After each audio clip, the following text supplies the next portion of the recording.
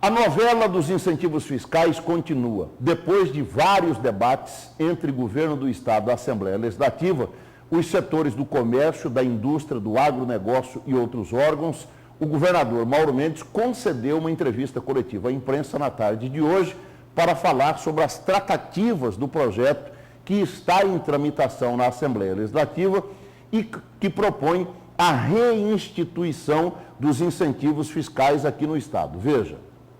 O governador Mauro Mendes voltou a se pronunciar sobre a reinstituição dos incentivos aqui no Estado. Segundo ele, os estudos estão sendo realizados desde fevereiro deste ano e estão sendo apresentados a todos os setores para que haja a aprovação do projeto. Para restituir, nós tínhamos que declarar, conforme exige a Lei Complementar 160, todos os incentivos fiscais existentes, dar a quantificação desses incentivos. E aí, quando começou a aprofundar, nós fomos descobrindo incentivos que não estavam declarados, incentivos que não estavam contabilizados, e isso exigiu um esforço da equipe que trabalhava com isso na Cefaz muito grande.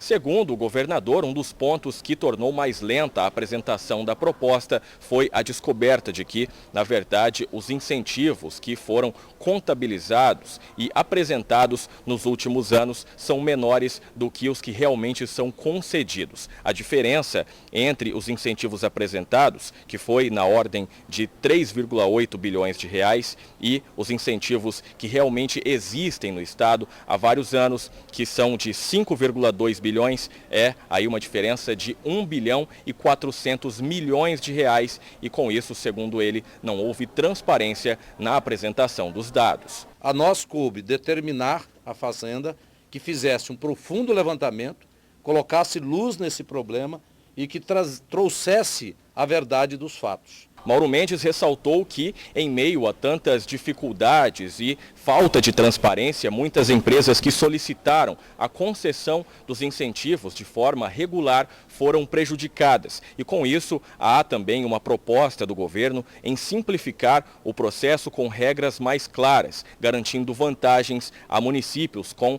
o índice de desenvolvimento humano menor do que o da capital. 90% das empresas de Mato Grosso não serão afetadas por esta reforma.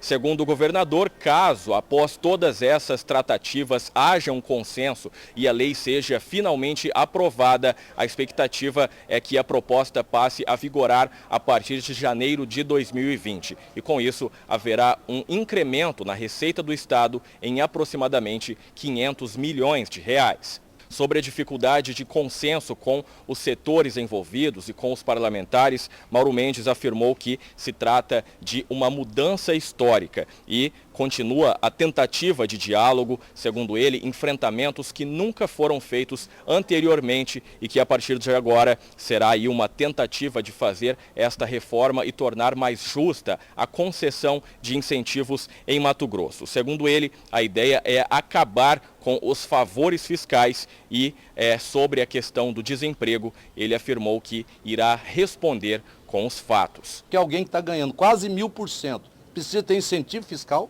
300% precisa ter incentivo fiscal, 100% de margem de lucro precisa ter incentivo fiscal. Com imagens de Aguinaldo Cavalcante e apoio técnico de Juarez Emílio, Luiz Vieira para o Cidade Alerta MT.